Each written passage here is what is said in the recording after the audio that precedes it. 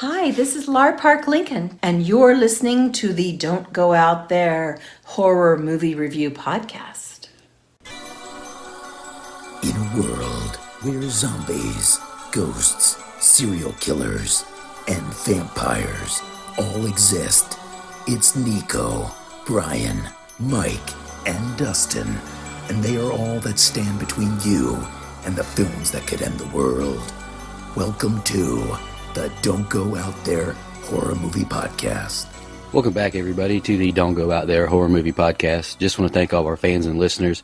Really appreciate the support. You guys are awesome. Before we get into tonight's film review, just want to give a quick shout out to our website, don'tgoouthere.com. Everything about our podcast is on the website. All of our episodes and interviews, if you want to check those out. We've done some incredible interviews in the past. Go check them out there in a specific tab by themselves so you don't have to scroll through hundreds of episodes on Apple or Spotify, etc.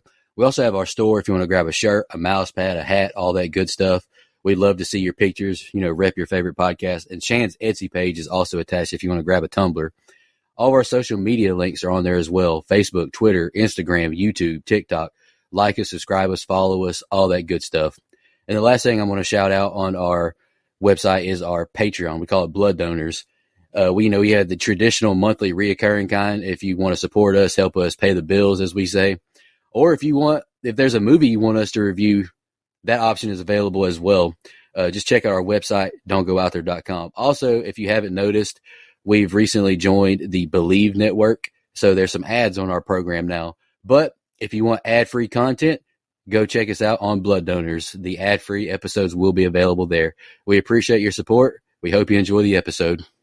My favorite color is neat. Oh, let's get into the film review. We're taking on Dustin's theme month. We're kicking off with Brian's pick. Dustin, you announce your theme and why you picked it, then Brian can announce his pick. Yeah, I figured that I'd put Brian through enough A24 hell, so let's just switch to another independent company. I've been working my way through all the Neon films, and I've seen some good horror movies that I feel like not a lot of people are familiar with, and that I feel like you guys haven't seen. So I was hoping that maybe we could expand everyone's horizons a little bit. So let's get 4 Neon movies on the books. Yeah, well, when Dustin picked Neon Month and I looked at this list of Neon movies that I'd seen, we'd reviewed all of the ones that I'd seen except for 2, I think.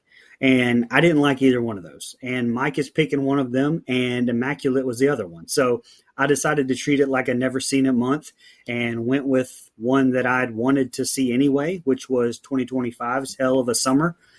And, I'm a Stranger Things fan. I'm a Ghostbusters fan, so I like Finn Wolfhard. So when I'd seen he and Billy Brick had made this and it was a camp slasher, which I love, I was definitely intrigued. I didn't hate it, but I would be lying if I said I wasn't disappointed in it. It was kind of a forgettable little movie, but also I don't think the movie was made for me. Like, you can definitely tell it's Wolfhard's humor. It definitely fit in with his ad libs and lines from the Ghostbusters movies. So it's definitely written in his voice, in that generation's voice. Some of the kills were good. Some of them were off screen, make me wish they were shown.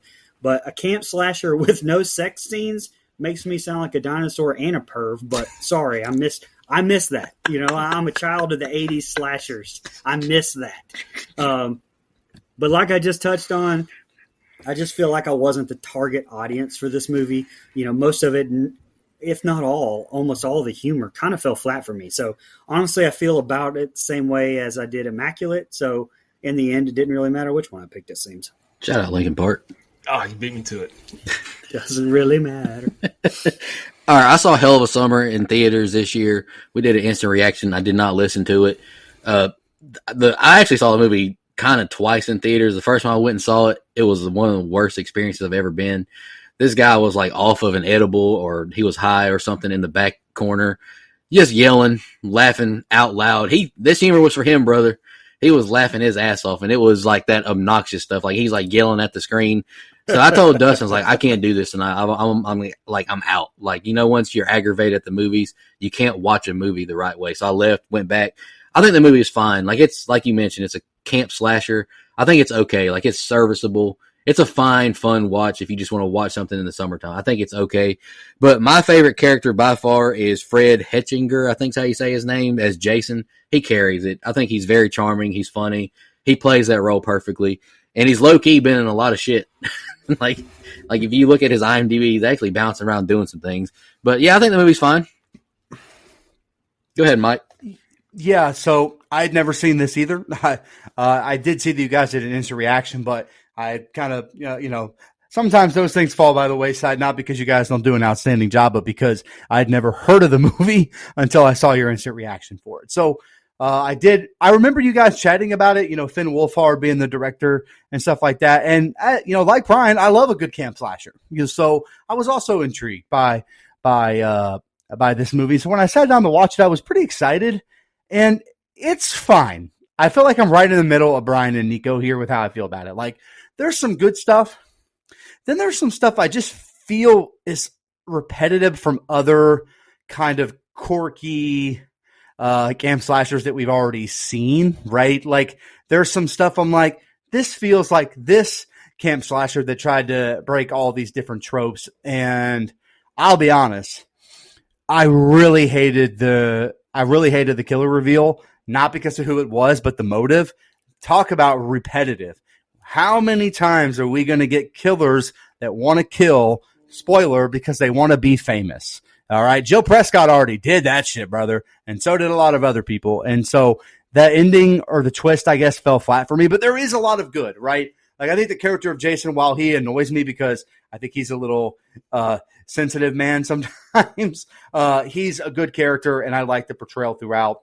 I just have some nitpicks there. But all in all, it's fun. It's a fun, easy watch. It's just under an hour and a half, which was exciting for me. Thank you, Brian. And so I did like that aspect as well. But I just thought it was okay. It's a movie where I wanted to like it more than I actually ended up liking it, which again, normally affects my score more than it probably should, is when I'm disappointed by something that my personal expectations were maybe a little too high for. I'm just laughing. Mike just called Jason a sissy. Man is a sissy. The fuck? I know, it's funny. Look, I saw this movie twice in the theater this year. 4/4 and 4/14. First time was because it was new and I wanted to go see it. Second time was because Nico was seeing it and we were going to do an instant reaction. So I went to see it again because I didn't have anything else to do and I wanted it fresh on my mind. I had no clue that we would be reviewing it already. But that's fine with me because I do enjoy this movie a lot. I'm not mad at having watched it 3 times in 4 months. It's a fun movie that pays homage to the genre and it's full of moments that make me laugh in a good way. Like, I definitely understand what you're saying, Brian, about the comedy not hitting for you like you're not target demographic. I think my problem is I'm so chronically online that this is the stuff that's currently funny to a lot of people in the world, and I see it all the time, so now it's funny to me maybe. But Finn Wolfhard, Billy Brick, they co-wrote and co-directed it. Jason is a great character, but Bobby is my favorite character, dude. He's funny as hell too. Dude, he's so funny because he's so like insecure and just wants girls to like him. And I don't know. I'm glad you picked this one because, yeah, I enjoy it. I have a feeling. No, that's not a feeling. I know for a fact that I'll be the one bringing our composite score up tonight. My rating's not bad. No, I know, but I guarantee I would put everything I own that I'll have the highest score tonight. That's fair. We can get to the scene by scene now. Just giving everybody a heads up. I told Dustin, it's like, this movie's not long, but there's something happening like every minute of the hour and 28 minutes. So my breakdowns are a little bit longer, but hey, just hit that 15 seconds if you want to. I don't give a shit. All right, the film starts with the epic neon sign and John strumming a guitar by the fire. Kathy hits his hand with a bug zapper in a slick way to get him to stop playing. The two start playfully arguing, and she asks him to play and sing Pine Way. She smiles and laughs at him, and the two celebrate the camp song. She zaps him again and goes to get more beer. John keeps playing as another person looks on. Kathy returns with beer, but he's dead with a guitar shoved down his throat. She runs away in fear as the score intensifies. She makes it in her vehicle without checking the back seat, though. She cranks the car and sits motionless until a hand appears, and she falls forward dead with a knife through the headrest. Title card is we'll see Jason being driven to Camp Pineway by his mother, Maggie. She's not thrilled with him being a camp counselor again. He's 24, still going to summer camp, and making a mere $100 a week. Excuse me, $115. He got a pay raise. She drops him off and apologizes. She wants him to think about his future. She drives off sarcastically as Bobby and Chris drive to camp. Bobby is wondering if the puka necklace is cool or not, and they talk about hooking up with chicks. The other counselors show up as we meet Demi. She seems very high maintenance and social media driven. Jason helps her take her luggage inside, and she's not trying to talk to him, being very cold and short. Jason leaves as Demi starts her tutorial video. Jason stops and chats with Ezra, who is doing his theater practice. Ezra insults his age and his pathetic mess by inviting him to be Geppetto in their live-action Pinocchio.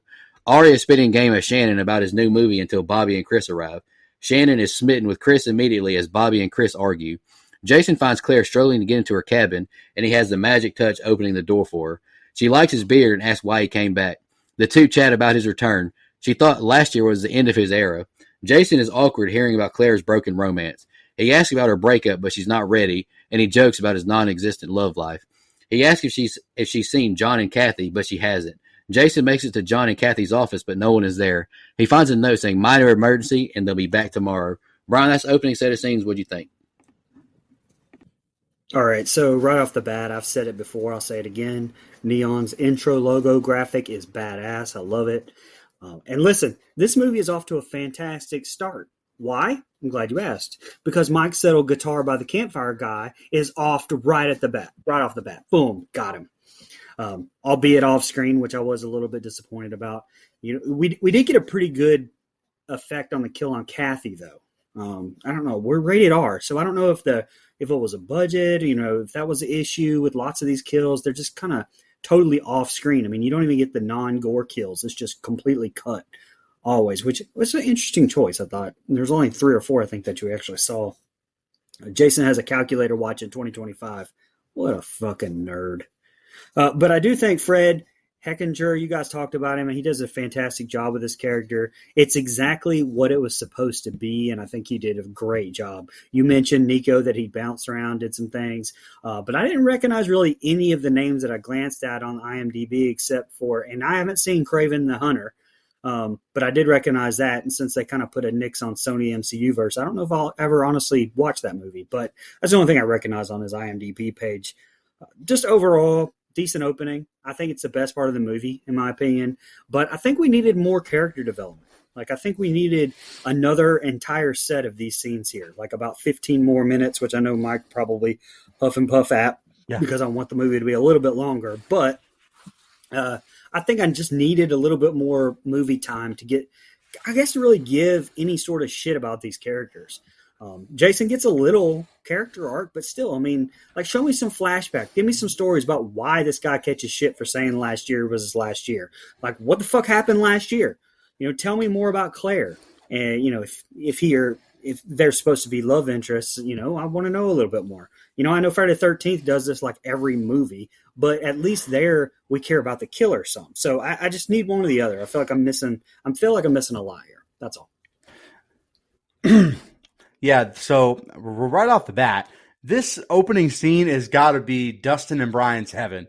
Guitar being played around the fire, baby. Let's fucking go, man. That's what I'm talking about. That's a good night out for those boys. I know they were excited to see that. Best kill of the movie. Okay, well, honestly, great kill because of the guitar kill. Really cool kill. I agree with you. Anyway, she's not wrong. He sounds like shit. Maybe you guys just need good, maybe better people around the fire. Anyway, I do think the guitar kill is creative as hell. I love that.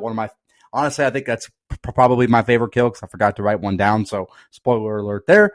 5 minutes in and we have really what I would consider 2 great kills, right? Stabbed to the back of the head through the seat. I think that's a good one as well. And one of the few that we get to somewhat see, right? I had the same kind of problem with that as you do, Brian, which is, man, the MPAA is like kind of dead. Why are we hacking this shit? It had to be budget or something, which I'll get to. I was kind of hoping this was going to be a massive, fun killing spree movie. And then we get some loser in his car talking to his mom. Oh man. I kind of said in my open, I like the character of Jason. I think it's fine. But sometimes he just bugs me because he's kind of a wuss and a bum. I don't know how else to say it. I do like his line of "I can't stay E-way." I thought that's the kind of humor that cracks me up occasionally, not all the time, like some of these dad jokers around here, Brian, and Dustin sometimes too, be throwing in dad jokes. I don't understand that. Somebody probably calls him daddy anyway. So when someone tells you that, what? I say them as a nod to all my kids that I'll meet when I'm ready. Honestly, we should wrap up the episode there. I don't think we're going to top that the rest of the night. We are all collectively shaking our heads right now. I'm laughing my ass off. Attaboy. Hey, you make them come to you. That's what I say. You make them come to you, Dustin. Anyway, if you're one of Dustin's kids and you're listening, he's a fine chap. You should come visit him. Come get that child support back in blood.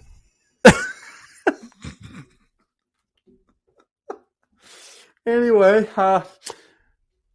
if we could have got more Demi, scenes early on in the movie, that would have been great because her more screen time was good. Now, her reveal later is butt-ass sorry, but, her on screen, never a bad thing. When someone tells you that something is deep and broken about you, that's not a good thing. That is just a running kick to the boys. That's not a compliment, man. Fuck that. Don't ever tell me that. That's terrible. I don't like that this character, Bobby, kind of overreacts to Finn saying, he has a great stepdad. Man can't be happy that he has a positive father figure in his life. Goddamn, sensitive ass.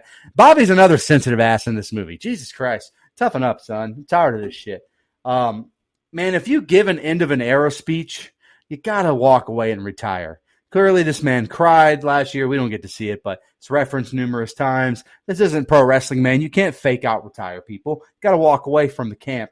And I'll kind of touch on that in my closing, I think. But last thing here, they do a Here's Jason, which is kind of a two-edge reference there, right? Obviously, we're watching a camp slasher, and this character's name is Jason, which I think is fun. And we get the reference to Here's Johnny. So that's kind of a fun double reference there that I thought was nice.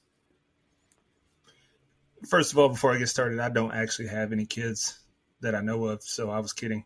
But I like the open, the sounds of nature, and then my worst nightmare, guy playing a guitar poorly around a fire. Does a great job of setting the tone. And it was funny instantly when she started zapping him with the bug zapper. That's what I wanted to do. We don't waste much time getting to the action either. Like, we get a creepy score and the feeling that someone's watching them. It's well done. And her finding him with the guitar shoved down his throat was awesome. Have we seen this scenario before? Yes. Do I care? No, because it was well done. And I do think that this movie is basically a love letter to the genre. They obviously borrow inspiration from tons of movies we've seen before, but it works for me. But big gripe. When we find out that she had been stabbed in the back of the head, nah. We hear the knife when her head slides forward and hits the steering wheel, and then we hear the knife being pulled out of the headrest. Why didn't we hear her being stabbed? Like, we didn't hear the knife going through the back of the headrest, through her skull. So that bothered me. I think I even mentioned that on the instant reaction, so it must have really bothered me if I remembered that. I love how annoyed Jason's mom is with him. Like, it's hilarious. And he's a great character too. Like, he's such a goober. We meet Bobby and Chris, and they're more great characters. Just two dudes wanting to impress girls. I get it. For some reason, we want to impress them. We like girls, but even though they suck. I like all the characters in this movie, and they do a good job introducing them and letting us get a feel for their dynamic very quickly.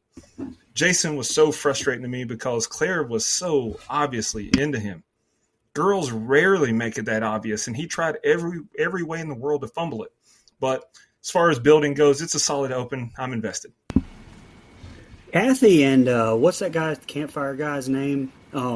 Those two had really good chemistry, I thought. Like, I really enjoyed seeing those two interacting. I really hate that we didn't get to see more of that. But I think that made it even better, though, because I believed, like, this is a couple, like, they had great chemistry, like you said. And then, so I think it was so shocking they were killed early. I think that's what drew me in instantly. Yeah, that's fair. Mike is telling the other counselors his encounter with the cops as Jason appears saying there's a robbery. Ari shuts down the magic trick card immediately, and Jason addresses them on being a counselor. Miley asks about vegan options for dinner, and he collects everyone's phones. They concede as he tells them no drinking, smoking, partying, or Game of Thrones spoilers. Cut to the lake, and everyone is breaking the rules, drinking and smoking the weeds. Noelle is sitting by a tree reading a spiritual book and freaks him out, saying she's not alone. Mike scares Demi in the lake as Bobby continues to whine about their arrival time, but Chris left him to riz up Shannon. Claire is whiffing at the archery range until Jason shows up and gives her some pointers. Bullseye, and she's impressed. The two joke around until he's asked if it's suspicious that John and Kathy aren't here, despite them asking him to return. He thinks he's being tested on his ability to run the camp himself. She asks about his life outside of Pineway, and he's got nothing. Mike helps Demi shoot, and Jason helps Claire. Shannon asks Bobby if Chris is seeing anyone. Shannon cock-blocks Bobby from Demi, asking why he's washing the car. Bobby is down bad hearing Shannon likes Chris and walks away ticked off. He sees everyone with someone and gets quite jelly. Jason checks on him, and he says the summer isn't going the way he thought it would. Bobby doesn't know who Jason is, and he can't believe it. They've been to camp 8 years now together. Jason plays it off he doesn't remember him because he lost weight, and Bobby is a dick to him, saying, I thought you weren't coming back. Jason makes a tofu burger for Miley, and she doesn't appreciate the well done or the bloody joke. Bobby goes to sit with Miley and lies about not eating meat and being a vegan.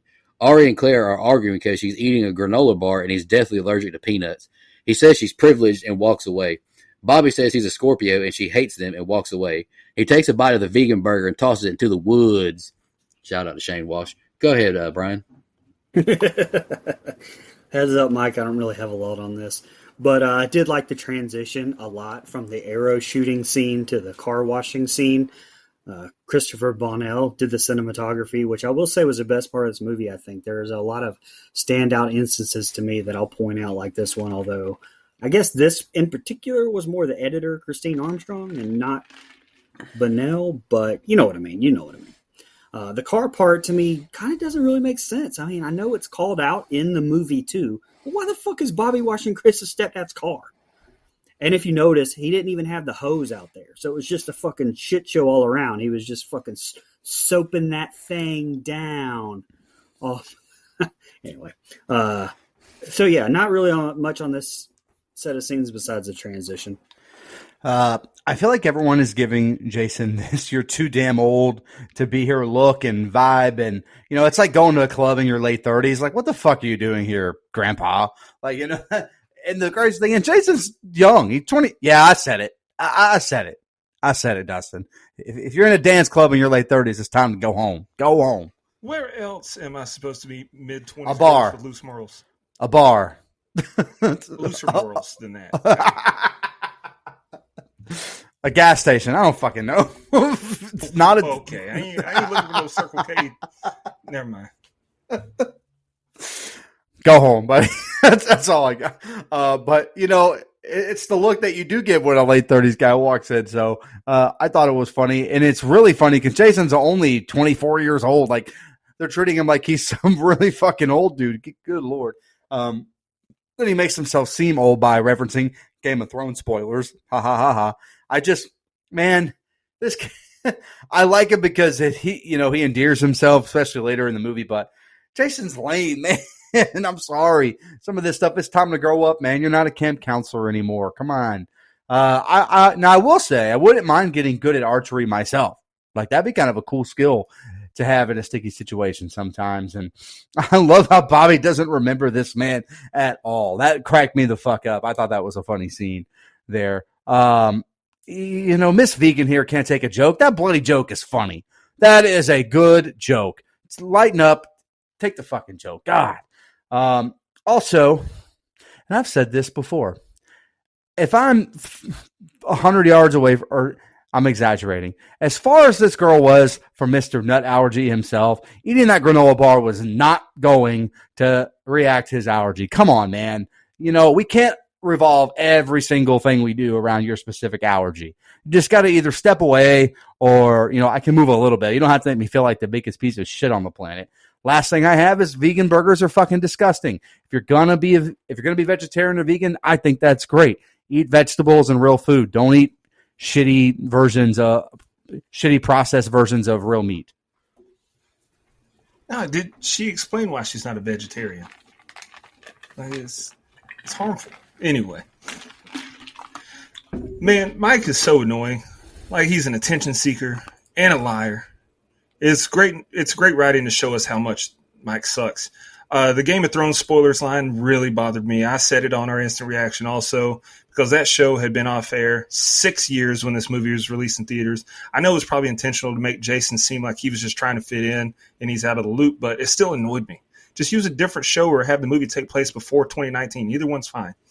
Bobby cracked me up with how he just couldn't let it go that he didn't get to say the Pineway thing. That was funny. Jason being runner-up 4 years in a row is also hilarious. And again, he's so oblivious to Claire's interest. Just very frustrating. Bobby cracked me up once again when he sat on the soapy hood of the car trying to look all cool. But my man, you got to wash that soap off before you walk away. That's not good for the paint, bro. He is my favorite character for sure. The way he didn't recognize Jason and then ate a tofu burger just to impress Miley, only to be shut down for being a Scorpio. Like, it's just good stuff all around to me. It's another solid set of scenes building the story. Nighttime, when we're going around to all of our counselors as we get an ominous score and someone walking to a cabin. Demi has someone lurking in the shadows, and we see blood splattering on her mirror. Jason is carrying firewood to the campfire as Mike tells the cop story again. Jason jump scares Mike and Ari, and they scold him for ruining the story. Jason looks at old pics as Claire makes it to his cabin. She asks why isn't he at the fire. I don't feel wanted there, he says. He asks why she's not there too, and she calls him insufferable. Chris and Shannon are kissing in the woods, and she asks if he's going to tell Bobby about this. She calls him an asshole as we see Bobby attempt to jump a fire with a bike until Ari calls him a pussy. He's furious and leaves, saying they're booing him. Molly is in the kitchen struggling as we see she's being tempted by a burger. She grabs a double patty burger and says she hates it and goes to take a bite until a masked person walks in. She says it's beyond meat, and she's charged and screams as we hear a knife swipe. Mike goes to her, and we see Miley's feet and the masked person grab his shoulders. Shannon is telling Claire about Chris going down on her, and Chris tells the same story to Bobby. Shannon and Claire call him perfect because he takes gender studies in college. Jason shows up to the guys' cabin telling them to get rest, but Chris says they're going to the rec room and count them out for activities tomorrow. Jason is mumbling to himself as he goes to Demi's cabin, and she doesn't answer, and we see her dead and bloody body on the bed. Jason enters, eyes covered, until he sees her dead and screams fleeing immediately. Jason makes it to the rec room, telling the others Demi is dead, but no one believes him, and he goes to try and call for help, but all the phones are missing. He tells them she's dead and they need to leave, but they still don't believe him. They go to her bunk, and she's not there anymore. Noelle says definitely Demi, reading for spirits, and they all take off running, screaming. Jason screams for Claire and gets her from the cabin. They get to their cars and see knives in the tires, and the cars won't crank. Claire asks, what's going on? Demi is dead, and there's a killer on the loose. All right, Brian, so next set of scenes, what do you think? I thought it was another great use of cuts and sound, where Jason was chopping that wood and then it cut to Demi's cabin and the blood spatter every time he chopped the wood. I liked that a lot. That probably didn't make a whole lot of sense if you're just listening and hadn't seen the movie, but just watch it, you'll know what I'm talking about.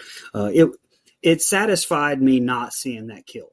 Although, I mean, we find out later she wasn't, spoiler, but at the time, I mean.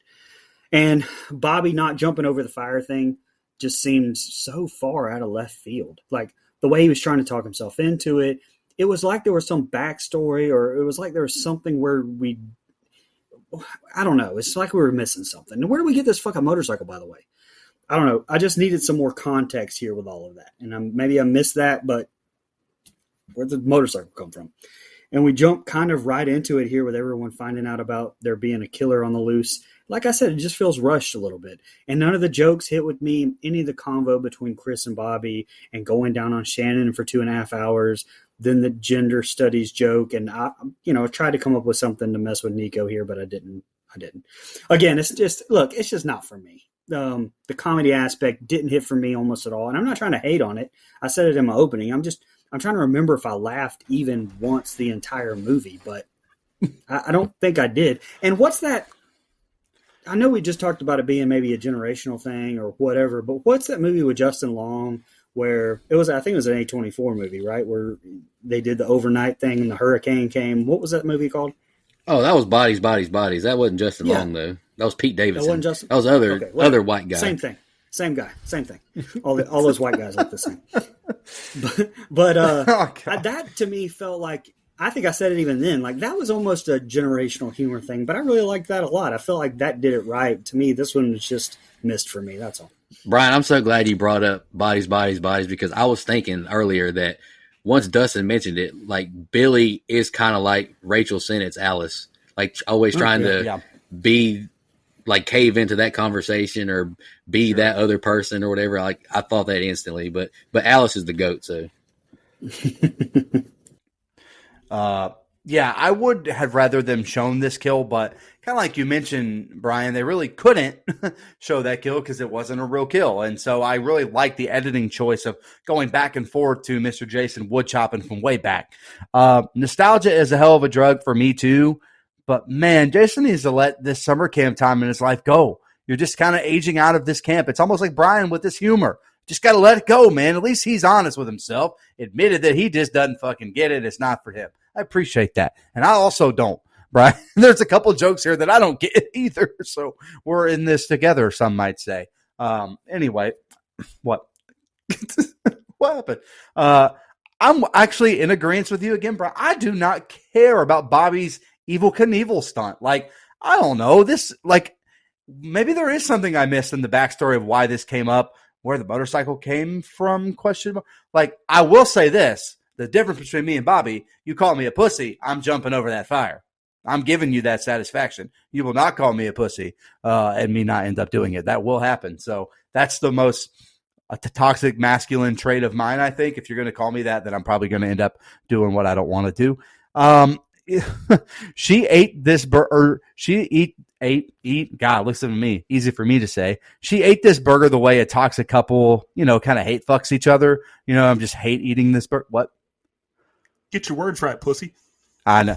I'm trying, asshole.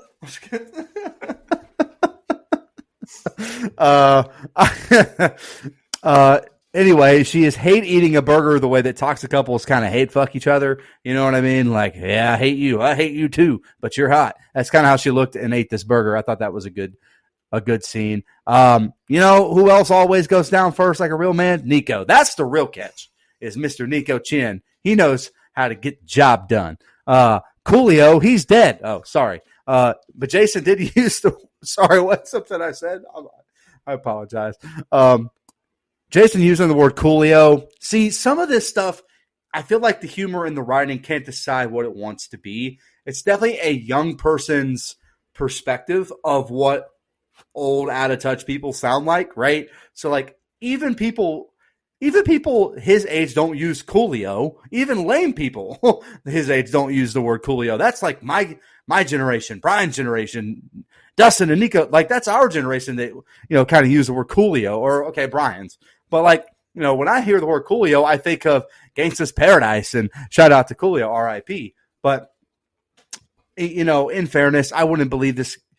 I wouldn't believe anyone either. We're at a summer camp. So if someone said there was a killer on the loose, I'd be like, yeah, okay, man. But anyway, so did I miss something? How does sniffing/tasting the blood give away that it's Demi's blood?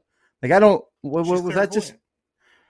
Okay. Her and the Warrens. Anyway, I'm sorry. That's her thing in the movie. She said, that's I know. Yeah. That's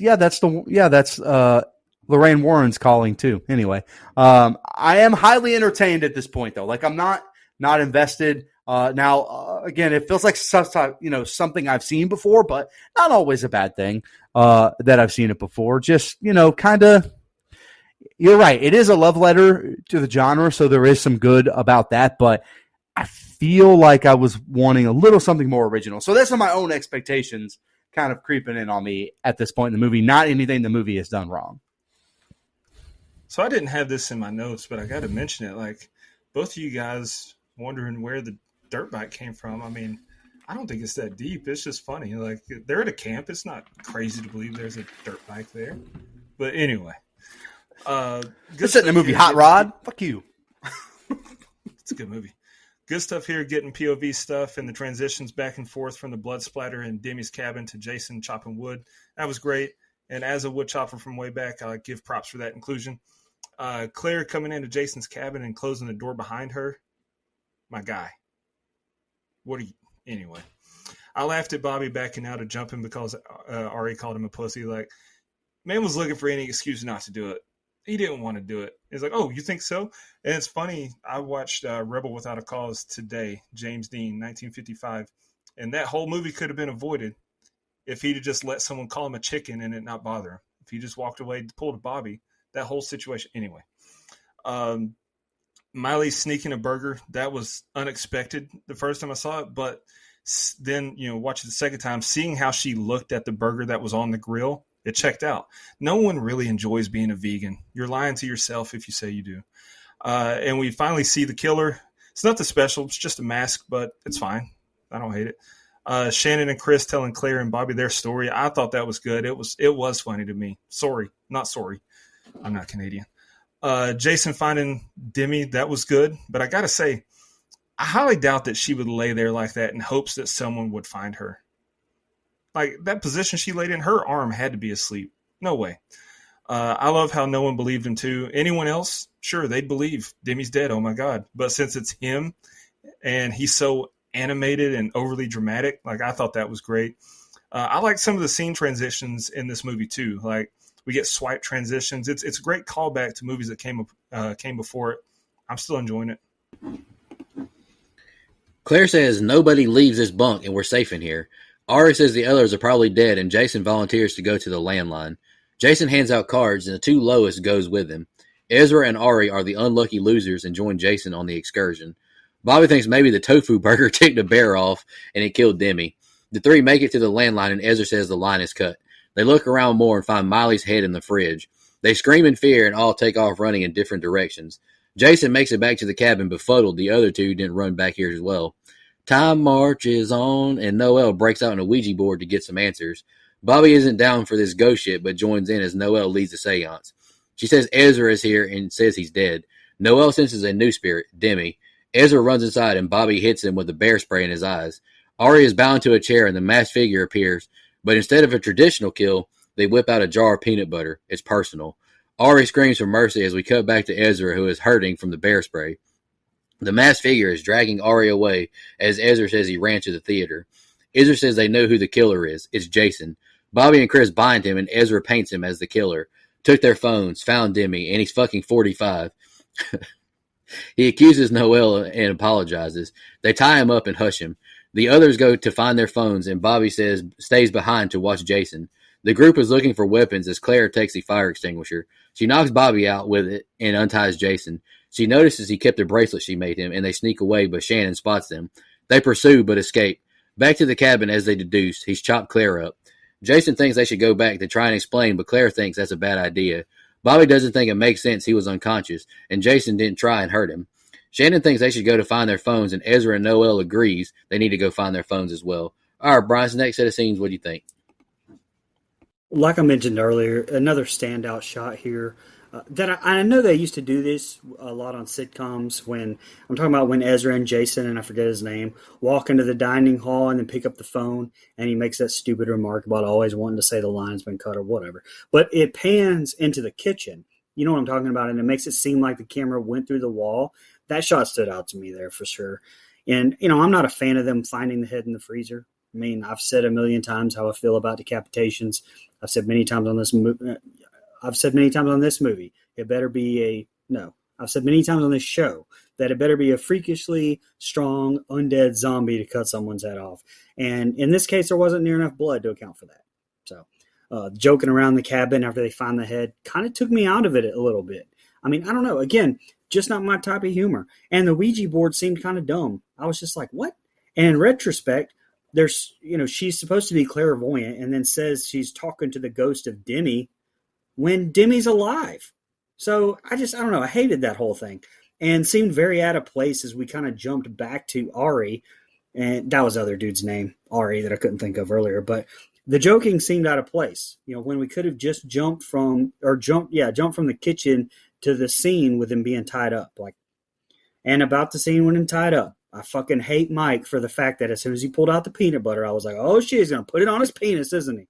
Fucking Mike always saying that. The rest of the set of scenes back in the bunkhouse, I'm totally fine with. It's one of the first interactions where it didn't feel forced. So I'll end this group of scenes here on a good note. Hey, don't blame me for that. Blame Toby Huss and David Gordon Green and Dan McBride for that. I'm not the one that fucking wrote that line and put it in the movie.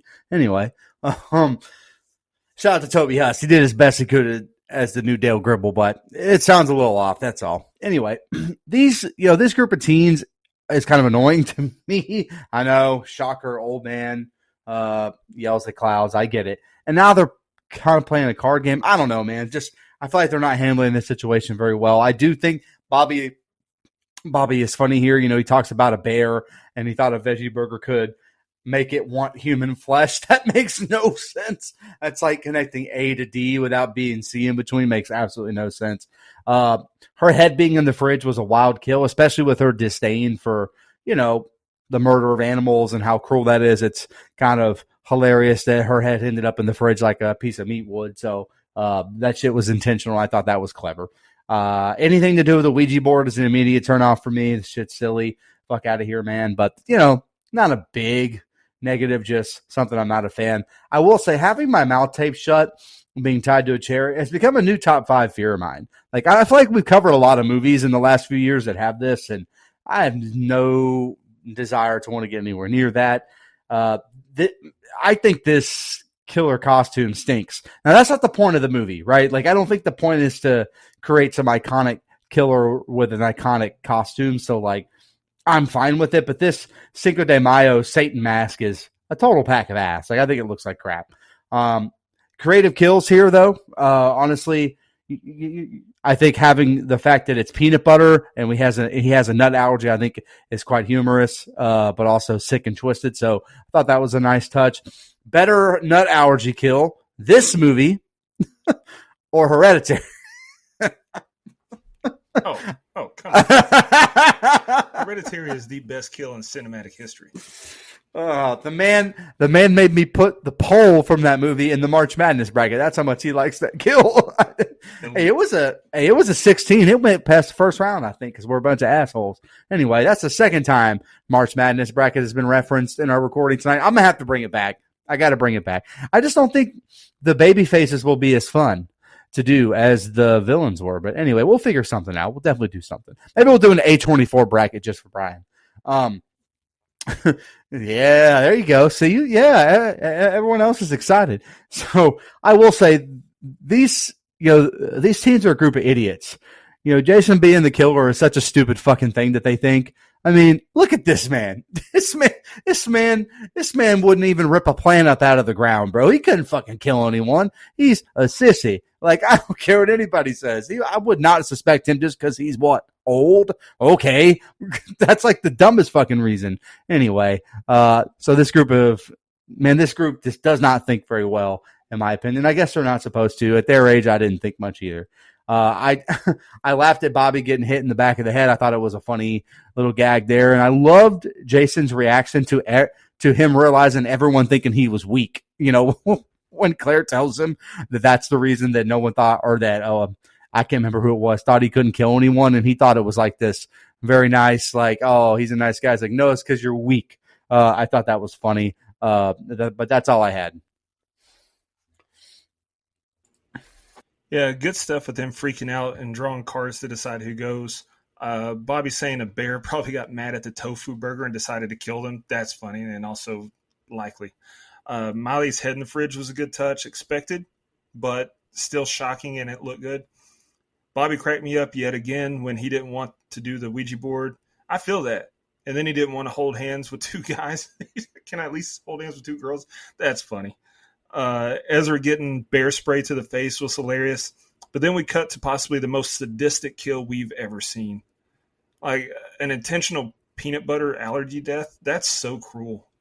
I liked it. Blaming Jason made me laugh, especially with how quickly everyone just went with it because they don't like him. So, like, yeah, it makes sense. He has no friends here. I love the transition from him saying he's not a killer to him being tied up, like cut him off mid-word. I thought that was good stuff. Jason missing another chance to kiss Claire. This guy. Like, I get that you should probably run, but take a second. She just freed you and is clearly impressed that you kept the bracelet. Kiss that girl. Yeah, we're moving along nicely. Back to Jason and Claire, and they make it to make out point. Jason lies about being there before, and he keeps playing it up. He leans in to kiss Claire until she spots something. Noelle looks around a cabin, but the masked killer appears and stabs her from behind. She says, finally, leaving a bloody handprint behind. Plot twist, there are 2 killers. Noelle now has her head bashed in as Claire and Jason find John and Kathy's corpses. Jason says they must go back and help. He tells her to try and go get help. He can't lead them. He keeps playing it off like they were just scared. He's camp leader. Claire begs him to stay with her, and he gives her the bracelet she made him. I'm sorry, he says, as he heads back to the camp. Chris finds Mike and Demi changing out their killer costumes, but doesn't realize they're the killers. Everyone is oblivious and keeps blaming Jason. Demi is furious the plan is going to shit. She calls him out for bitching out. Mike paints a picture of them being the hot couple who survives a serial killer, and she buys in, but they still have to kill everyone. Mike marches in and says the plan to them, and everything will be okay. Demi takes over so they can make a video to leave behind just in case. Everyone appears on screen to give their testimony and blames Jason. Jason sneaks into the room with Mike, and he grabs Jason's axe and knocks him out. Ezra is practicing his theater work as a masked killer appears behind the curtain. Shannon yells for him to run, but catches an axe to the leg and the head, and Shannon screams, running away. And the next set of scenes are the ending. Go ahead, Brian. Okay, so we find out here that there's 2 killers when Noelle is getting killed. Then almost immediately we find out who those killers are. I mean, I don't know. I kind of wish it was a little bit closer to the ending in a different way. I don't know. That's not good review talk. I just didn't love it. And when I watched this the first time, I was like, wait a minute, did Demi just record them on a camcorder?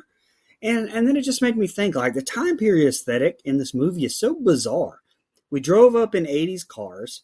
We talked about Game of Thrones and 2002 Spider-Man, but we have cell phones being used with camcorders. It's just such a bizarre aesthetic. Like, I don't hate it. It's just something I noticed. Now, Ezra's kill was fucking awesome. It's absolutely asinine to believe that he'd be putting on a stage performance with everything going on, but the kill was awesome and definitely my favorite in the movie. Great way to end this set of scenes, and I'm ready for the ending. Yeah, I feel like we waste a little bit of time here with Jason and Claire. Like, they have good chemistry, and I agree with, Dustin. I think it is pretty clear that Jason has taken the hint by now, though, right? Like, I feel like he's like, she likes me, but I'm too much of a wuss to do anything about it at the moment here. I do think shouting finally while being murdered is absolutely fucking hilarious. What a great line that was. I thought that was a nice touch because, again, they're murdering only hot people. And so when you're that age, it's like, well, wait a minute. Am I fucking ugly? I haven't been murdered yet. So I think that was funny. Claire, maybe my favorite character in this whole movie. She's the only one with any fucking sense and logic in her brain. Jason being a moron here, he wants to go be the hero. Fine. I mean, I guess every story needs a hero, but I would have left. I got free. They all think I'm the killer. Sorry about it. I'm out of here. That's just me. But anyway, so honestly, they did get me with the fact that I thought that Demi was already dead. And I'll be honest, like I said, I just don't like the unoriginal plot line to want to become famous by being killers. I don't. And I've seen it more than once now. And I get it. There's some definitely, some very big major scream nods in the script, right? 2 killers. They're secretive, right? And then even Scream 4, they want to be famous, right? I mean, pretty much most of the Scream killers want to be famous of some kind. There's that reference in there. So definitely some meta stuff going on. I just don't think it does anything for me because I've seen it. I've seen it, and it's not done well enough for me to be like, oh, okay, this is, something I've seen, but it's, it's this way different. It's that way different. It feels the same to me would be my only gripe there. I will say the score that we get right here kind of sounds like something from John Carpenter in the new Halloween trilogy. I thought that was a nice touch. Great song. That was probably on purpose as well. Again, they're just all thinking it's Jason. Makes no sense to me, man. Like, other than him being the old guy, I'm just like, that doesn't add up in my head. And them filming them, kind of giving their reasons why makes zero sense. Last thing I have here is I was about to be pissed if they didn't show this kill, and then they finally showed some fucking gore, so I was happy. Awesome kill. My brother in Christ, she is pointing out to you the fact that you're at make-out point. I have never been more frustrated with a character in all my life. Good stuff when the killer gets Noelle creeping in the shadows, and I like that her bloody hand hit the wall with the painted handprints. And a huge revelation, there's 2 killers. I definitely think that they pulled the trigger too quickly with the reveal that Demi and Mike are alive. But it was funny how Chris's reaction was happy instead of fear. Like, he didn't suspect them at all. They do a good job pivoting and giving us their new plan for fame. But just the placement of the reveal Didn't work for me. Brutal kill on Ezra, snapping his leg like that, then an axe to the head. Nice. I'm ready for the finish. That's what Lena the Plug said. Hey, yo. Sorry. Bobby and Chris hear the scream, and Chris runs to her. She's the one. Bobby calls him a fool as we see Jason is bound to a chair and a knife placed in his hand. Chris makes it to the stage as another killer enters the theater hall. The killer hears a clatter and goes to Chris. Shannon is with Bobby outside as we see Demi putting makeup on Jason. She smacks him, waking him up. She removes the gag and begins screaming for help. Claire walks through the woods, stops and looks at the bracelet. The killer looks for Chris and Bobby is scared, and Shannon says she's going in. Bobby says he'll handle the killer and you get out with Chris. Bobby calls the killer fuckface and pursues him as Shannon finds Chris. The two have a sweet moment and he tells her I love you and they leave. Killer is ambushed by Claire and they see it's Mike. Bobby sends Claire off to find Jason and he'll handle Mike. Demi starts fake crying that she doesn't want to do this. Mike's idea, but she says no one can make her do anything. This was her idea. Bobby and Mike continue to squabble as Claire grabs a bow and arrow. Demi reveals she's fantasized about killing them for years and is jealous of his potential fame. Claire enters the room and she holds a knife to his throat. Bobby grabs a fire log and throws it, realizing how hot it is, igniting the cabin on fire. Mike pummels Bobby and gets an erection. Bobby volunteers to be a third killer and says he's a liar, stabbing Mike in the neck with a utility knife. Jason tells Claire to let her kill him. He calls himself a loser and she has to push forward. It's time to let go. Let go, he yells as he leans forward and she shoots Demi in the eye. Claire stomps a knife into Demi as they see the cabin on fire. Bobby lies on the floor of the ablaze cabin as Jason makes it to him and carries him out. Bobby half-ass apologizes to Jason and removes the Pineway champion knife from his core and gives it to him. Jason tourniquets the wound as he hopes for a heroic death. Chris and Shannon are walking, and he says he likes her a lot but not loves her. They're in agreement to liking each other, and she kisses him. Jason joins Claire at the water's edge, and he thanks her for coming back. She asks about Bobby and sits down. Jason says next year he's going to have to take on more responsibilities because it's a public nightmare, but he's joking. And Claire and Jason finally kiss as the film ends. All right, Brian, that's the ending. What do you think? Well, the first thing I want to talk about is why the fuck did Demi put eyeshadow on Jason while he was tied up? I was just like, oh my God. Well, in my opinion, we didn't need to see Claire changing her mind in the woods to come back either. Or even grabbing the bow and arrow. Had she just shown up, I think that would have been much better than us expecting it or anticipating it. And why did Shannon try to convince Bobby to go in and then save Chris? But then when he finally wanted to, she grabs him and says, it's suicide, tries to stop him. Bitch, I just had to stop you from taking us in there. I don't know. I thought that was bizarre. Now, the Bobby and Mike fight I thought was good. I enjoyed how all that went down, except for Bobby being hard. To me, that was just something that I expected from a Scary Movie 2 or like we talked about earlier, like a Naked Gun. To me, it just kind of was like, what am I watching here? Some of those punches, though, I felt realistic. Except the only thing that, speaking of being realistic, I said this the other day in whatever the fuck we were reviewing. There was no smoke once again in a room full of fire. That drives my ass crazy. All in all, it was a fine ending. I just, I didn't love it. I don't know, man. As someone who watched SummerSlam this past weekend, I saw a lot of accidental boners. I don't know. I didn't meant to point it out in the wrestling group chat, Dustin, but I feel like CM Punk had one. There was some weird stuff going on this weekend at SummerSlam, brother. I don't know what else to say, but even Catherine noticed it. Does not surprise me, right? I did not. Jesus Christ! Jesus Christ! I'm just saying. Anyway, look, Demi being the killer is totally fine, but this motive is just kind of tired and played out for me. Like I said, I already mentioned Jill from Scream 4. I think the exact same reason. I feel like kind of did it better, and I'm sure there's a nod to it, but I don't know. Just felt like something I'd seen before. Now, Demi does a great job. She's clearly sadistic and psycho all on her own, but Bobby, who I know you mentioned him being your favorite character, I can't decide if he's my favorite or least favorite depending on the mood he's in. He does some funny shit. He's got some good one-liners, and then I'm like, man, you're such a wuss, man. You gotta quit letting others and those feelings dictate what you do. Anyway, these two killers are not great as a team, though. These are kind of not a good pair. They hadn't thought this out all the way through like they should. And you mentioned the reveal. Yes, because they got caught earlier than anyone should have. Michael and Jason would never get caught this quick. Anyway, again, I like that she's twisted, and she's demented. I think that Demi does, the character does a great job here, kind of, putting that on display. And I love the line from Mike. Do you know how good pussy is after killing someone? That should crack me the fuck up. He's like, is it that much better? I thought that was a really fun back and forth between those two. I'm glad Mike's dead. He's kind of the most annoying character in the movie here.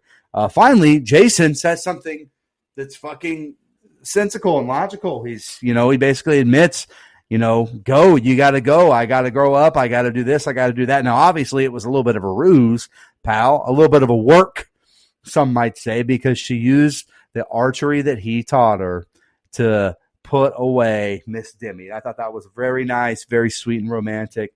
And the nice little callback to the Pine Way song from the beginning of the movie. Now, this version was better than Mr. Guitar Guy's version for sure. I cracked up at Bobby thinking he was dying and the gash was only a couple inches deep. And Jason's like, no, man, you're going to be okay. It's only this deep. I thought that was funny. Good comedy there. Last thing, Jason and Claire are fucking dorks, but damn it, they're dorks together. They're made for each other. Hopefully this is his last trip to this camp and he finally stops coming back there. I laughed when Bobby second guessed himself when Shannon said that it was suicide. Like, it's just like the bike jump. He's hilarious, man. Like, he's so scared but wants to act like he's the man. Like, it's funny. Then Chris, this idiot said he loves her. Come on, man. Get yourself together. Never say those words unless you're forced. Solid fight scene ensues with Bobby and Mike. It's got good action, but also plenty of funny moments, including a spine buster through a ping pong table. You turn that up. I'm not a fan of Demi spilling the whole plan to Jason. Like, I hate when movies do that because it's not realistic. But it's also a nod to movies that come before this one, so it's fine. Bobby stabbing Mike and using his own catchphrase was good. Some hilarious back and forth between the two that you guys touched on. Boom, knife to the neck. I also like that after the whole movie of Jason being the oblivious one, Claire wasn't picking up on Jason's signal for a good while before shooting Demi in the eye with the bow and arrow. He basically had to say, let go of the bow. That was funny. And then the stomping the arrow through the eye for good measure. Nice. The aftermath is well done. Seeing Jason save Bobby, seeing Shannon and Chris talk, and then Jason finally makes a move. But honestly, at this point, I didn't want him to. He doesn't deserve Claire. She practically had to beg him to kiss her. So, no, I didn't. I wanted that loser to end up alone. Other than that, it's a fun ending to a fun movie. Wow, Dustin's not on the man side for once. This is outrageous. Because he wasn't acting like a man. Kiss that girl. Be a man. Yeah, he needs to watch some Be a Man videos, huh? Yeah. What'd you say about saying I love you? Never say those 3 words under any circumstances unless you're forced. Can you give me an example of when I would need to use that? Yeah, what concept? I feel like we're doing a spelling bee right now, but can you use that in like a scenario for me? Yeah. So let's say you're being held hostage and the one person that can save you is a woman. Like, yeah, say I love you. Like, anything to save your life. Jesus. Hostage situation. if you knocked up a girl that is wealthier than you, definitely say I love you. Stay with her as long as you can. My God. If I meet Florence Pugh, I'm going to say those words. There are scenarios.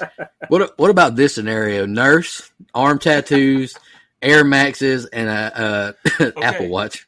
So take a walk with me here. You do say those words, but you don't mean them in certain scenarios. Oh. So yes, to that scenario, I love you. You sound like Chad Johnson. Stay with me now. Jesus Christ. She want me to go deeper.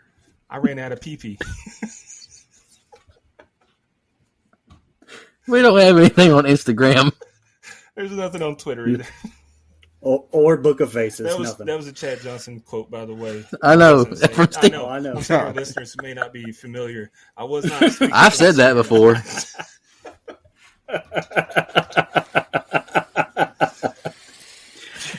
Oh God, y'all got any trivia? I don't know what just happened.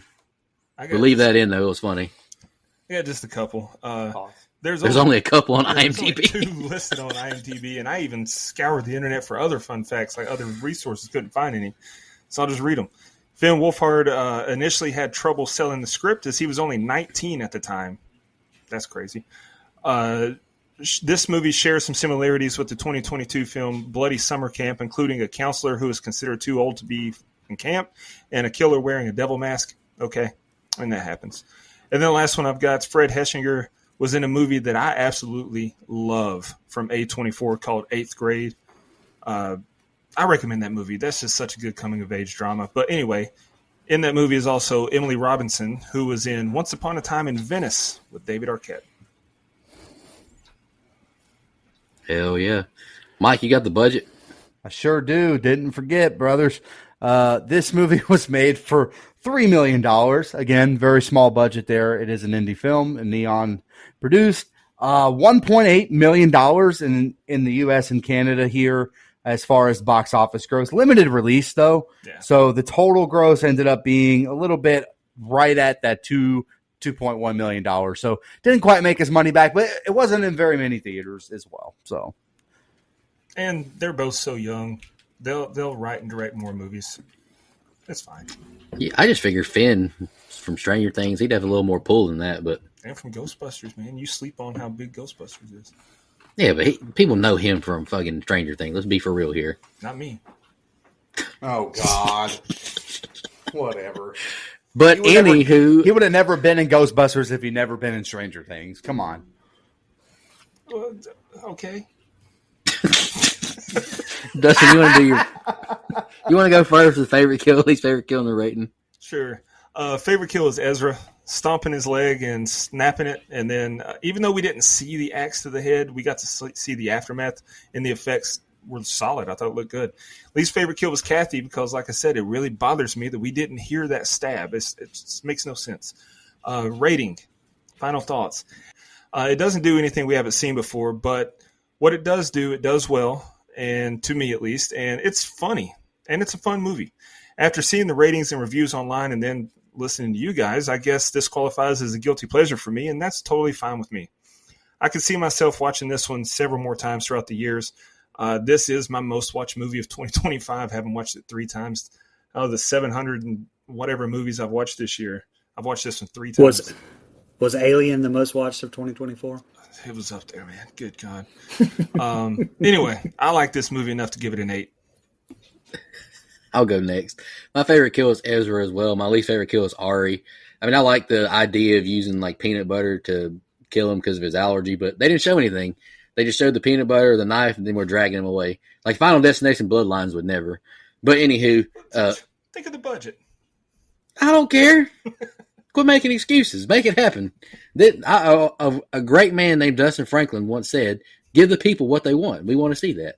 But anywho, I think the movie is just a fine little summertime flick. It's one that I'll pop on, no problem, short run time. It is funny. It just doesn't do anything that interesting, and they limit the kills. I give the movie a 6. All right, I'll go ahead and go really quick. Sorry, Brian. I always go last. I feel like I always go last on these things, damn it. Because I'm too slow to speak because of my mute button. That's all. It's my mute button. My favorite kill is a guitar kill from the beginning, and my least favorite is all the off-screen kills. I just wish there was more gore, and I know it was the budget, but I just want to see more in a slasher like this. I think it's a fun movie, right? I mean, I don't think it does anything special or spectacular. It's definitely a love letter to the genre. I would say there's even some scary movie references in here as well. So there's a lot of good here as far as in the writing. And I think the performances are fine, but I just don't think it's anything. It doesn't do anything different enough for me to go, oh, wow, that's kind of fun. That's a reason I really like this movie. So I'm just okay on it for all the reasons I said. And I hate the motive of the killers because they wanted to be famous. I've seen that too many times. I need something new and original when it comes to that. So all that being said, I gave this movie a 6.25. I thought it was good, not great. Okay. My favorite kill was Ezra on the stage, axe to the head, loved it. My least favorite kill was off-screen head decapitation with a terrible prop head in the fridge. Hell, call me Al Snow because I wanted some head. Whoa. Not to cut right to the chase, though, but I hate repeating myself, and I've talked throughout all my thoughts in general. There's something new I'll say. The poster for this movie, 10 out of 10. Love the artwork. Random thought, I know, but I gave it a very non-committal 5. All right. So that gives us a composite score of higher than I thought it was going to be, honestly, 6.3125. IMDb 5.3, Letterboxd 2.8, Rotten Tomatoes 50%. So if you said you dislike this movie or you like this movie, there's a critic that believes you. Or side. All right, I want to shout out our blood donors, and then Mike can announce his pick for next week. We appreciate all of our blood donors. Take a huge burden off of us. Sean, this is the last time I'm shouting you out. Legendary blood donor, picked the worst movie I've ever seen. Appreciate that, man. We're literally considering canceling the legendary blood donor campaign thanks to Repo, the genetic opera. More details to come on that. But Camper Level reoccurring, Nina, the Horror Movie Crew podcast, Michelle Mirza, Steve Schmidt, Matt from the UK, and Anthony Andrews. Camp Council reoccurring, Edward Hernandez Gunn, Joe Swinford, Adrian Aiello, Brian Samick, Andrew Ferguson, Brooke Maley, Heather Superdoc, Jennifer Davis from Too Close to Home Pod, Dana Tucker, Cole McAlexander, Max K, Madison Arzola, and Casey Smith. Really appreciate y'all. We chose Heather Superdoc. She's been a long time blood donor. We're going to send her some horror movie Funko Pops. Really appreciate all of our blood donors trying to take care of y'all. Mike, announce your pick for Neon Month. Shout out Chris Young. Great song. Yeah, actually, that is a great song. Only a bunch of hillbillies and rednecks would use that in their horror movie podcast. So 1 fucking star for this show. Anyway, I already made that joke on Instagram. No, give me at least a half star because I've never heard of that song. So yeah, it's You've never your heard that song accent, before? brother. It's your accent that I don't like. That's what it is. And you didn't like the movie Alien either, you fucking idiot. Anyway. I didn't like the movie Alien either. No, don't look at me. Fuck that guy. That guy's an asshole. Hope he never listens again. Fuck that idiot. Anyway, for Neon Month, great pick, Dustin, as far as the month. Get to do some fun and new, exciting things. I have seen my pick, but I only picked it because it's one of the few Neon movies that Dustin didn't like. So go fuck yourself, Dustin. I went ahead and picked Infinity Pool with Mia Goth. joke's on you. There's actually plenty of Neon movies I like less than this one. I think this was just okay. And you got this unbearable in it, but that's fine. God, I love Mia Goth, but she is so annoying. James! Oh, Lord, I can't wait to do this fucking movie. horribly annoying. But also, anywho. we're all going to hate the movie, so I do apologize to everyone else. It's not good. No, don't apologize now. You picked it. You don't get to apologize now. But we appreciate y'all tuning in. We'll be back next week for Neon Month. Thank you so much, everybody. I'll see you next week. And in the meantime, take care of yourself. Just want to remind everybody,